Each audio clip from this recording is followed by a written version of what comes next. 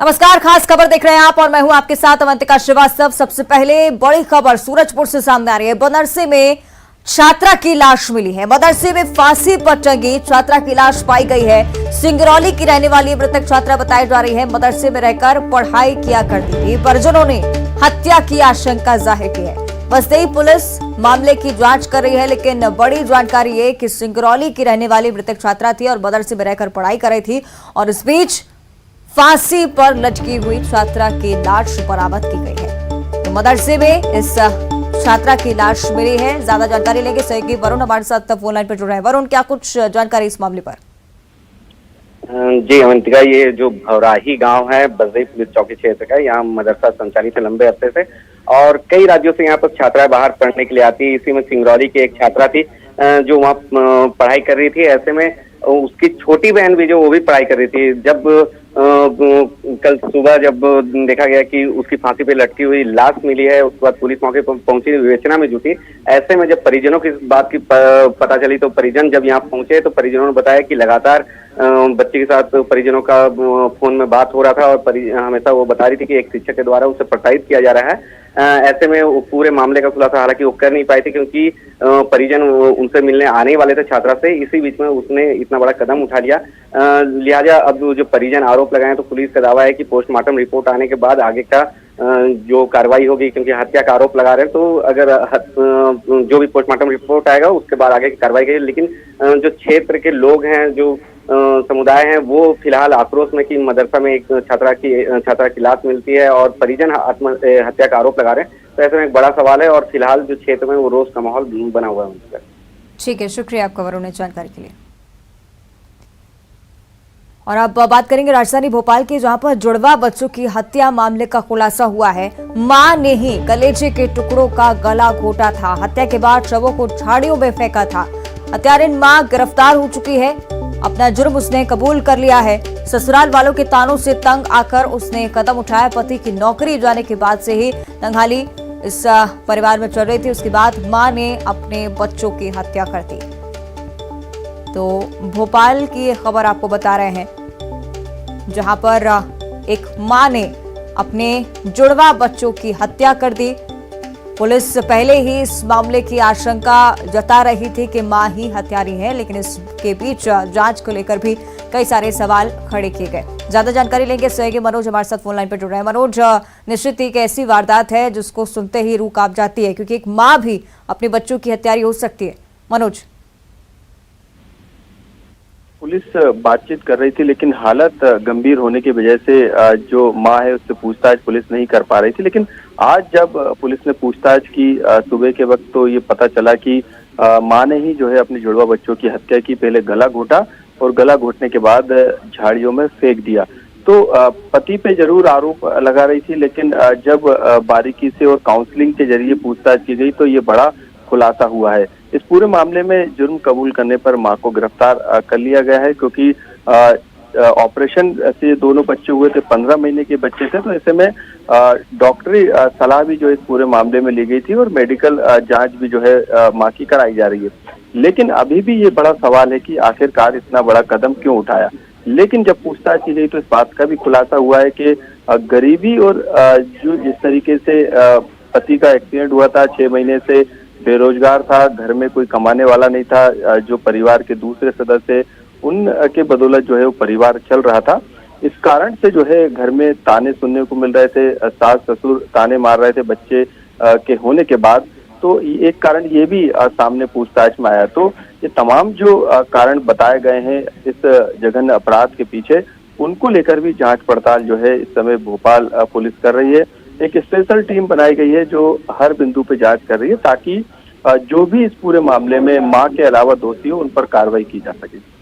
निश्चित ही तमाम सवाल मनोज इस वारदात से जुड़े खड़े हो रहे थे और इस बीच डिप्रेशन की भी बात आई। शुक्रिया आपका मनोज इस पूरी जानकारी के लिए। और आगे बढ़ते उज्जैन से बड़ी खबर है। बस में अचानक से भीषण आग लग गई। आपको बता दें कि बड़नगर रोड पर ग्राम झलारिया का ये मामला है। आपको बता दें कि बाइक सवार को इस बस ने टक्कर मारी, उसके बाद बाइक सवार की मौत हो गई और अचानक से बस में भीषण आग लग गई। कारण अज्ञात है। मौके पर फायर ब्रिगेड की टीम पहुंची, आग पर काबू पाएगा। लेकिन ये देखिए भीषण तस्वीरें आग की सामने आई हैं। उज्जैन की तस्वीरें देखिए, बड़नगर रोड पर एक बड़ा हादसा। पहले इस बस ने बाइक सवार को टक्कर मारी, बाइक सवार की मौके पर ही मौत और उसके बाद बस में आग लग गई।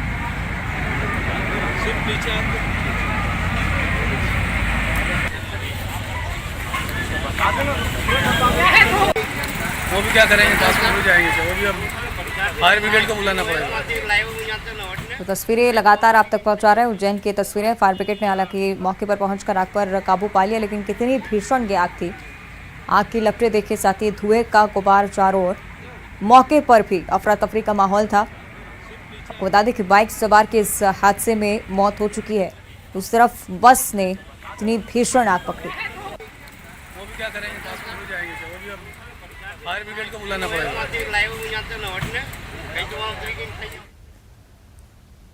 आगे बढ़ते अब रुक करेंगे इंदौर की ओर और सभी माता पिता को सावधान करने वाली एक खबर सामने आई है। खेलते वक्त 1.5 साल के मासूम की मौत हो गई। आपको बता देते हैं कि बालकनी में ये मासूम खेल रहा था, उसके बाद बालकनी से अचानक से नीचे गिर गया। सीसीटीवी में पूरा हादसा कैद हुआ है। तस्वीरें देखिए, इलाज के दौरान अस्पताल में इसे मृत घोषित कर दिया गया। शशांक सूर्यवंशी, इसके शव को पोस्टमार्टम के लिए भेजा गया है। महज 1.5 साल जिसकी उम्र, 3 साल के भाई लक्ष्य के साथ खेल रहा था, उसी दौरान बालकनी से नीचे जा गिरा और घटना के वक्त मां किचन में खाना बना रही थी। कनाडिया थाना क्षेत्र के शिवधाम कॉलोनी की घटना है और बताया जाता है किस तरह से जब बच्चे खेलते हैं तो जरूरी है कि कोई ना कोई घर से उन पर नजर रखे, क्योंकि बहुत ही कम उम्र 1.5 साल का ये बच्चा था जो कि बालकनी से नीचे गिरा और उसकी मौत हो गई।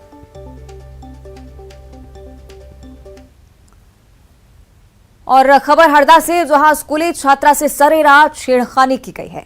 छात्रा का रास्ता रोका गया, उसके बाद आरोपी ने सड़क पर छात्रा की पिटाई की और आरोपी का साथी इस पूरी घटना का वीडियो बना रहा था। पीड़िता ने मामला दर्ज कराया है।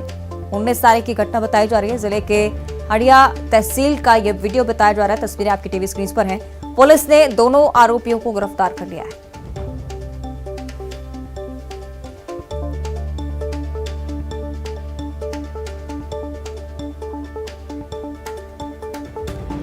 तस्वीरें आपको दिखा रहे हैं हरदा से। न्यूज 18 ने भी इस खबर को प्रमुखता से दिखाया, जिसके बाद कार्रवाई हुई।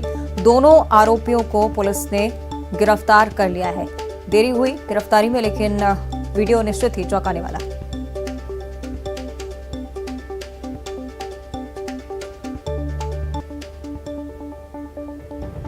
तो पुलिस की कार्यप्रणाली पर भी सवाल खड़े हो रहे थे। उसके बाद इस घटना को जैसे प्रमुखता से दिखाया गया, तत्काल कार्रवाई करते हुए पुलिस ने दोनों आरोपियों को गिरफ्तार कर लिया।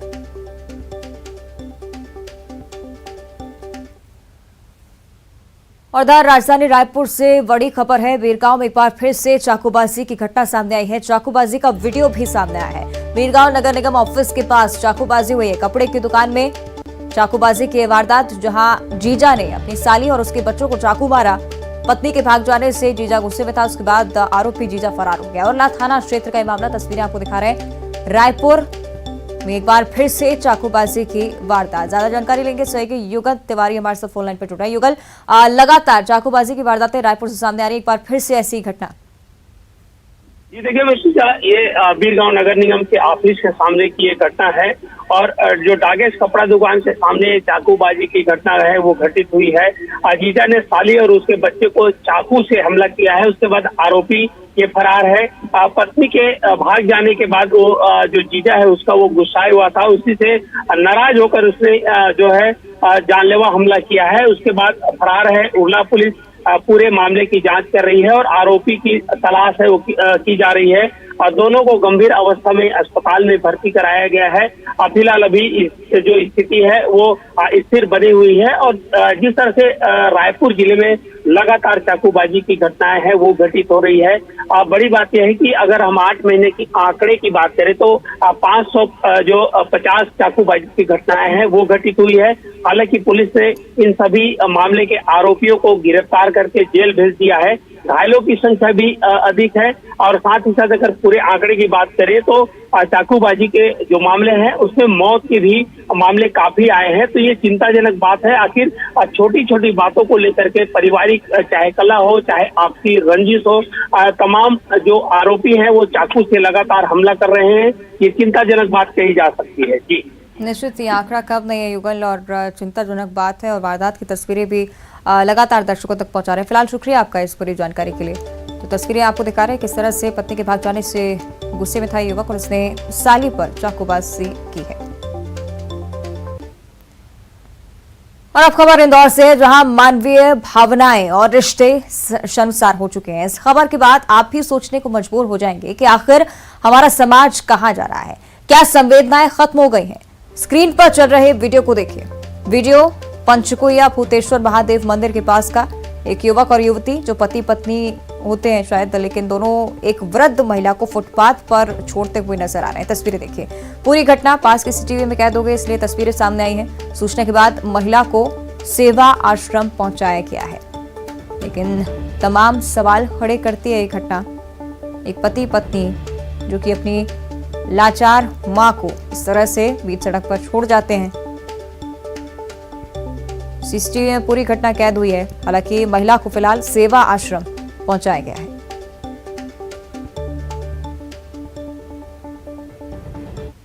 सेवा आश्रम नारबिनी युवा सेवा समिति के तत्वाधान में चलाया जा रहा है और 2014 से यह निःशुल्क बेसहारा बुजुर्गों को रखने का कार्य करता है, जहां पर सरकारी किसी भी अनुदान प्राप्त नहीं है।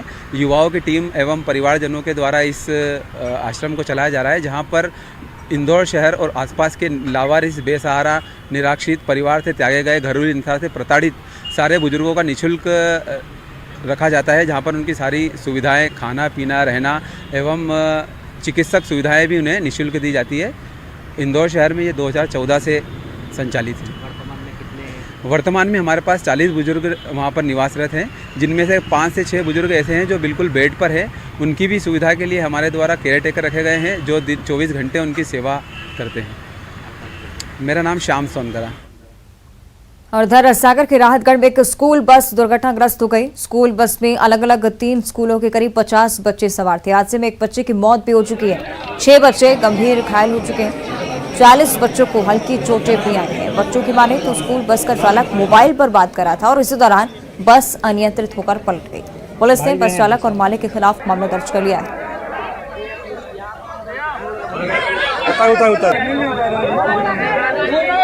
दुखद ये है कि एक बच्चे की सूचना, मतलब एक बच्चे की अभी तक डॉक्टर ने पोस्टमार्टम की तैयारी चल रही है, उनकी शायद उनकी डेथ हो गई है। बाकी 2 बच्चे और घायल हैं, जो कि एक का फ्रैक्चर है, वो सुरक्षित है। दूसरा पेट की इंजरी है, वो भी ऐसा कोई गंभीर अभी तक नहीं दिखा है, लेकिन बीएमसी उनको रेफर कर दिया गया है, वो पहुंच गए हैं। बाकी 6 बच्चे और हैं, जिन 6 बच्चों को सर में जरा सी भी चोट आई है। वैसे गंभीर कुछ नहीं था, लेकिन एहतियात के तौर पर इसलिए कि बच्चों का मामला है, इनको सभी को सीटी स्कैन करवाने के लिए सागर भेज दिया गया है और सभी की विस्तृत जाँच की जा रही है। सागर में भी सारी तैयारियाँ कर ली गई हैं और इसमें बच्चों के इलाज का संपूर्ण ध्यान रखा जा रहा है। बाकी जो बच्चे थे लगभग इनके बाद लगभग 30 बच्चे और थे, जो बच्चे अपने अपने घरों पर चले गए हैं, जो उनके हल्के फुल्के निशान थे, तो पहला फर्स्ट एड दे करके उनको घर पर भेज दिया गया। क्या कार्रवाई की जाएगी? देखिए, बस मालिक के खिलाफ और जो बस का चालक है उसके खिलाफ कार्रवाई की जाएगी। और इस हादसे पर प्रदेश के परिवहन मंत्री गोविंद सिंह राजपूत ने कहा है कि हादसे में जान गंवाने वाले बच्चों के परिजन को 1-1 लाख की मदद दी जाएगी। घायल बच्चों के लिए 15-15 हजार रुपए की मदद परिजनों को दी जाएगी। राहतगढ़ के पास चंद्रापुर में जो बस दुर्घटना हुई है, उसमें जांच के आदेश दे दिए गए हैं। मैं चूंकि उज्जैन में हूँ, मैंने कलेक्टर एसपी के लगातार संपर्क में हूँ। जो बच्चे सीरियस हैं उनके लिए मैंने कमिश्नर सागर से बात की है, बीएमसी में भर्ती कराया गया है, अच्छे से अच्छे इलाज की व्यवस्था के लिए कहा है। और बाकी जो बच्चे हमारे राहतगढ़ में हैं उनके लिए कलेक्टर एसपी लगातार निगरानी रखे हैं, वहाँ के बीएमओ भी लगातार निगरानी रखे हुए हैं। जल्दी से जल्दी उनको अच्छे से अच्छा इलाज मिले, इसके लिए मैंने कहा है। एक बच्चा मृत्यु हुआ है, उसके लिए मैं मुख्यमंत्री से बात करूंगा 1 लाख रुपया की सहायता राशि मिले, और जो बच्चे घायल हुए उनके लिए 15,000 रुपये की घोषणा की गई। सभी बच्चों के परिवारों के साथ मैं और मेरा परिवार खड़ा है, और जो भी बन सक रहा है तत्काल राहत उनको दिलाई जा रही है। आगे बढ़ते बात करेंगे कांकेर की। सांसद मोहन मंडावी के घर तक भालू पहुंच गया है। सुबह 6 बजे भालू यहां पर घूमता नजर आया अपने परिवार के साथ। देखिए तस्वीरें, मंडावी की बेटी ने भालू का वीडियो अपने मोबाइल कैमरे में कैद किया है। घर की छत पर चढ़कर ये वीडियो कैद किया गया। साथ ही भालू पर सुबह टहलने वालों की नजर पड़ी और घर में मौजूद नहीं थे इस दौरान सांसद। हालांकि सांसद मोहन मंडावी के घर के पास देखे भालू चहलकदमी कर रहा था। तस्वीरें कांकेर से।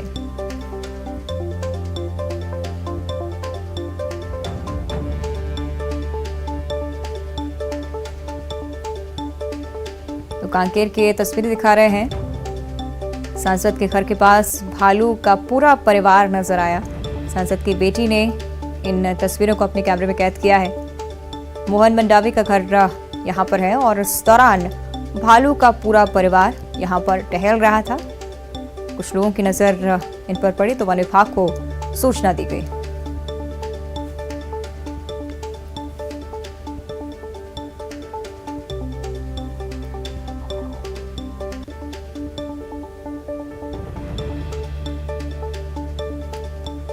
तो तस्वीरें लगातार आप तक हम पहुंचा रहे हैं। कांकेर से तस्वीरें सामने आई हैं। सांसद मंडावी के घर के पास की तस्वीरें देखिए किस तरह से भालू यहां पर टहलते हुए नजर आए हैं। कांकेर वो इलाका जहां पर लगातार भालुओं की मौजूदगी देखने को मिलती है और इस बार सांसद के घर के पास भालू का पूरा परिवार नजर आया।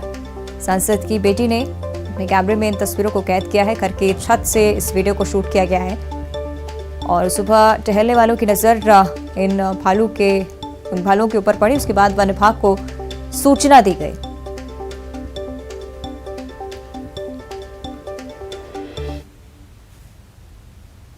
और दूसरी तरफ राजधानी भोपाल में बाघ दिखने के बाद दहशत का माहौल है। कलियासौर डैम के पास ये बाघ पानी पीते हुए नजर आया है। इसके बाद आसपास के इलाके में दहशत फैल गई। वन विभाग ने लोगों को सतर्क रहने की अपील की है और सर्चिंग भी लगातार की जा रही है। तस्वीरें देखिए, ये बाघ यहां पर टहलता हुआ नजर आया है। भोपाल की तस्वीरें हैं। कलियासौर डैम ये इलाका जहां पर लगातार तेंदुओं की मौजूदगी देखने को मिलती है, लेकिन इस बार बाघ टहलता हुआ इस इलाके में देखा गया है। बाघ दिखने के बाद से ही लोगों में दहशत का माहौल, डर का माहौल है। हालांकि वन विभाग लगातार निगरानी रखे हुए है, सर्चिंग भी की जा रही है। तो लोगों से भी लगातार अपील की जा रही है कि कोई अनहोनी ना हो, इसलिए इस इलाके से दूरी बनाकर रखी जाए।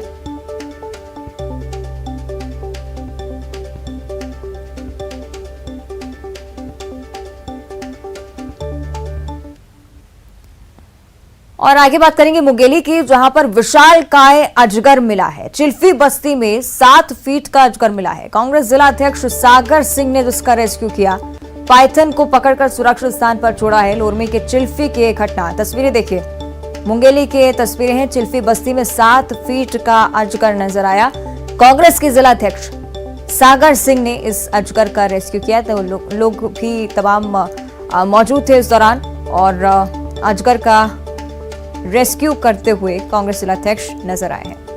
तो 7 फीट लंबा अजगर जिसे रेस्क्यू कर जंगल में सुरक्षित छोड़ दिया गया।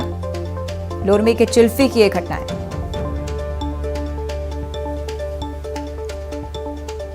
तो कांग्रेस जिलाध्यक्ष सागर सिंह को आप तस्वीरों में देख रहे हैं अजगर का रेस्क्यू करते हुए। मौके पर तमाम लोग मौजूद थे और अजगर के दिखते ही अफरा तफरी मच गई। उसके बाद सागर सिंह ने इस पाइथन का रेस्क्यू किया।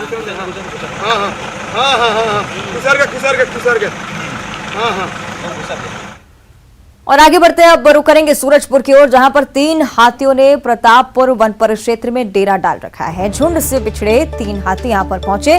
प्रतापपुर वन परिक्षेत्र का ये मामला आपको बता रहे हैं। बोझा, चंद्रपुर सहित जंगल से सटे गांव में दहशत का माहौल उनकी वजह से शाम होते ही रिहायशी इलाकों में हाथियों की धमक देखने को मिलती है। फसलों को जमकर नुकसान पहुंचा रहे हाथी और दर्जन भर गांव के ग्रामीण दहशत में जीने को मजबूर। वन अमला भी मौके से नदारद है, कोई कार्रवाई वन विभाग की तरफ से नहीं और ग्रामीण लगातार इस डर में जी रहे हैं कि हाथी कभी भी आ सकते हैं, फसलों को नुकसान पहुंचा सकते हैं। तो सूरजपुर से जानकारी सामने आई है, झुंड से 3 हाथी बिछड़ गए। उसके बाद प्रतापपुर वन परिक्षेत्र में लगातार उनकी मौजूदगी देखने को मिल रही है और इस बीच ग्रामीणों में डर का माहौल।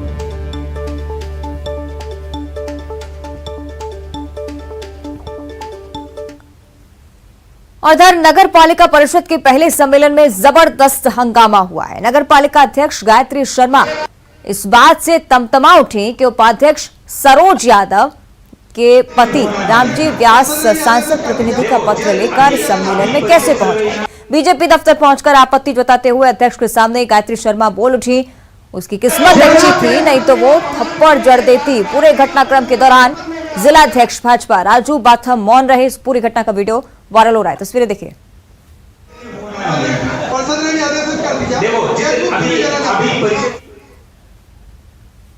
और इसी के साथ खास खबर में फिलहाल इतना ही। आप देखते रहिए न्यूज़ सिटी।